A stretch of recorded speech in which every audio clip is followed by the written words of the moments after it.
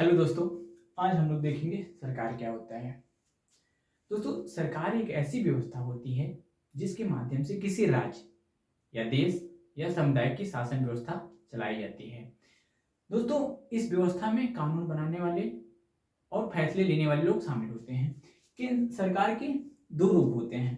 दोस्तों, किसी किसी देश में एकात्मक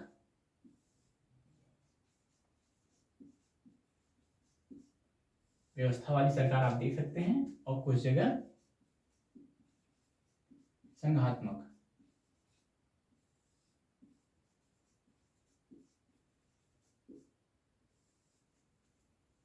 सरकार की ये दो रूप हैं।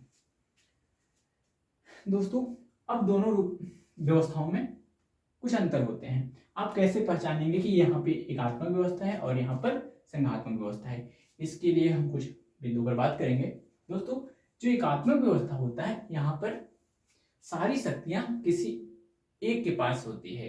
यानी जैसे केंद्र सरकार है और राज्य सरकारें हैं, तो सारी शक्तियां केंद्र सरकार के पास ही होंगी। ये अगर केंद्र सरकार के पास सारी शक्तियां हैं एक बिंदु पर, यानी कि किसी एक बिंदु पर सारी शक्तियां हैं, तो ये एकात्मक व्यवस्था हो जाएगा। अगर शक्तियां दो जगह बट गई हैं या अलग अलग जगह बट गई हैं, तो ये संघात्मक व्यवस्था हो जाएगा। दोस्तों, अगली बात, यहां पर जो राज्य होते हैं उनकी स्थिति बहुत कमजोर होती है। यानी कि राज्य जो होते हैं उनको चाहे केंद्र सरकार जब शक्तियां दे दे और चाहे जब शक्तियां उनसे ले ले, उनके पास कोई खास शक्ति नहीं रहेगी। लेकिन यहाँ पर जब आएंगे संघात्मक में, तो यहाँ पे केंद्र और राज्य की शक्तियां बांटी जाती हैं। यानी कुछ शक्तियां केंद्र के पास होती हैं, कुछ शक्तियां राज्य के पास होती हैं, लेकिन राज्य जो होता है वो स्वायत्त होता है।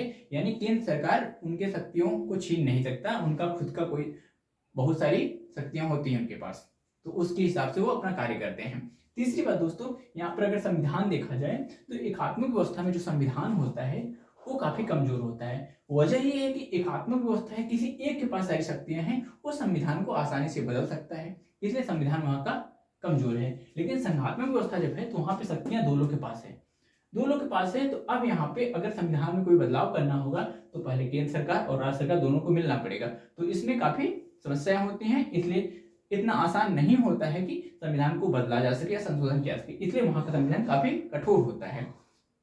अगला बिंदु है दोस्तों नागरिकता। जो एकात्मक व्यवस्था है यहाँ की नागरिकता एकल नागरिकता होती है, लेकिन संघात्मक व्यवस्था जो है यहाँ की दोहरी नागरिकता होती है। यानी कि केंद्र की अलग नागरिकता होगी और राज्य की आपकी अलग नागरिकता होगी। अगला है, यहाँ पे अगर न्यायपालिका देखा जाए दोस्तों तो काफी कमजोर होता है, क्योंकि सारी शक्तियां इनके पास है, तो न्यायपालिका भी कमजोर होगा। संघात्मक व्यवस्था में देखा है यहाँ पे न्यायपालिका काफी मजबूत होता है। वजह ये होता है एकात्मक व्यवस्था संघात्मक व्यवस्था में, मतलब ये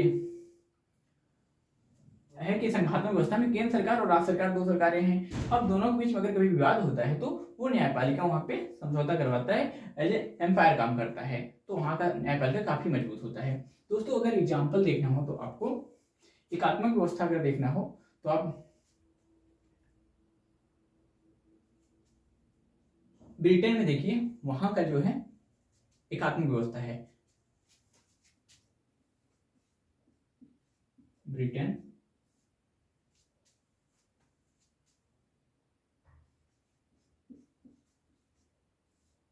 फ्रांस, यहां पर एकात्मक व्यवस्था है दोस्तों।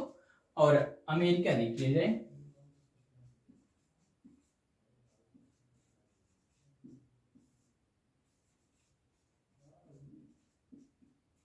यहाँ पर संघात्मक व्यवस्था है। यानी कि अमेरिका और कनाडा जो है यहाँ पर एक केंद्र जैसे होता है, ठीक, और वहां पे अलग अलग जो राज्य छोटे छोटे होते हैं, यानी कि अमेरिका कई राज्यों से मिलकर बना हुआ है, तो वहां पर शक्तियां बांटी गई हैं, सबकी अलग अलग शक्तियां, सबको की स्वायत्ता अलग अलग है। ठीक है दोस्तों, तो ये दोनों में अंतर है।